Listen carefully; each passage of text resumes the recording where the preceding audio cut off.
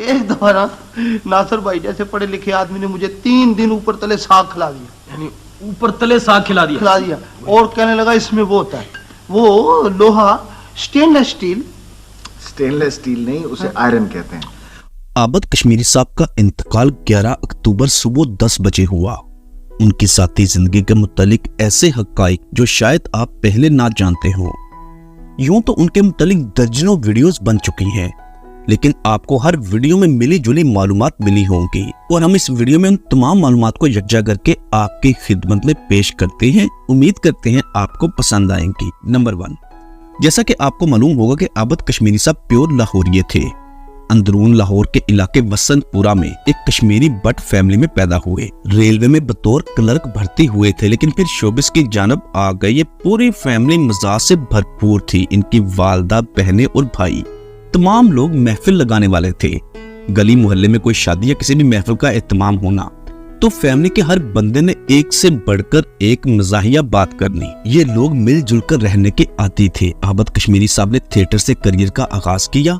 घर वालों ने इसी वजह से जल्द शादी कर दी, क्योंकि वो शोबिस की रंगीन दुनिया में झांकने लग गए थे और घर वालों का ख्याल था कि आबद कश्मीरी की शादी कर देते हैं ताकि वो ऐसे कामों से बाज आ जाएं। वैसे भी वो सरकारी नौकरी लग गए थे। फैमिली में शादी हो गई। आबद साहब की बीवी बहुत ही सपोर्टिव थी। उसने हर दुख सुख में, हर हालात में अपने शोहर का साथ दिया और शादी के बाद ही शोबिस में पहचान और अरूज मिला। नंबर 2, आबद कश्मीरी साहब की कामयाबी की जो चीज जमानत थी वो थी माँ से मोहब्बत और बेइंतहा अकीदत। आबद कश्मीरी अपनी वालदा के बेइंतहा ताबेदार इंसान थे। जब भी घर से काम के लिए निकलते तो अपनी वालदा के पांव चूमकर निकला करते थे। अपनी वालदा की इजाजत से सब कुछ करते। शादी भी वालदा की पसंदगी की। माँ बाप के बहुत ही फरमाबरदार बेटे, और यही अकीदत व एहतराम उनकी कामयाबी की वजह बना। नंबर 3, अल्लाह पाक ने आबद कश्मीरी साहब को 4 बच्चों की नेमत और रहमत से नवासा। बहुत ही आइडियल फैमिली, जिनमें 2 बेटे और 2 बेटियां। एक बेटा इंग्लैंड में जबकि एक बेटी कनाडा में, और इसी तरह एक बेटा और बेटी पाकिस्तान में। लाहौर में 5 मरले के घर में रहाइश पजीर थे। घर तो छोटा था लेकिन बहुत ही प्यारा था, जहाँ छोटा बेटा अपने बीवी बच्चों के साथ रहता था। साल में ज्यादा अरसा अमेरिका और कुछ माह पाकिस्तान गुजारते।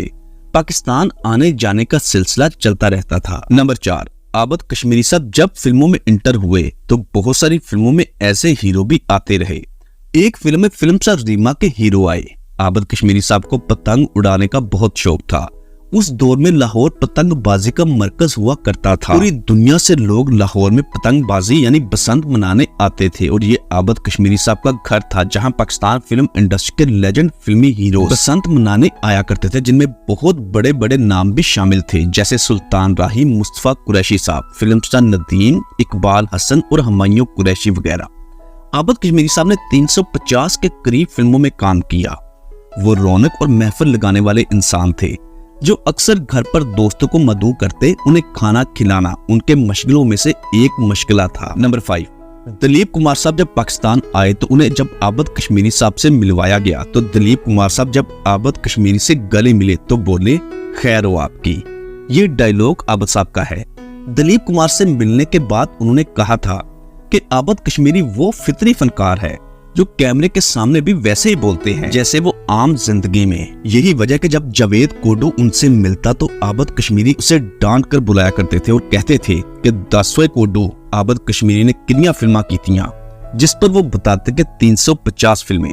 साथ ही जावेद कोडू उनसे बड़े होने के नाते पैसे मांगा करते थे, जिस पर आबद कश्मीरी साहब कोडू को 100 या 50 रुपए दे देते, जिसे जावेद कोडू इनाम समझकर अकीदत से रख लेता। आबद कश्मीरी साहब एक फितरी इंसान थे जो ज़ाहिरी तौर पर घुमंडी लगते थे, लेकिन हकीकत में ऐसा नहीं था, बल्कि ये उनके बोलने का स्टाइल और आदत हुआ करती थी। नंबर 6, आबद कश्मीरी साहब अदाकारी और कॉमेडी में मुनव्वर ज़रीफ के फैन थे। उससे मिलना भी चाहते थे, लेकिन उनकी ये ख्वाहिश पूरी ना हो सकी। शोबिस में आने की वजह मुनव्वर ज़रीफ की अदाकारी और कॉमेडी थी। नंबर 7, आबद कश्मीरी साहब को अगर किसी चीज का दुख और मिलाल है तो वो साथी फनकारों का।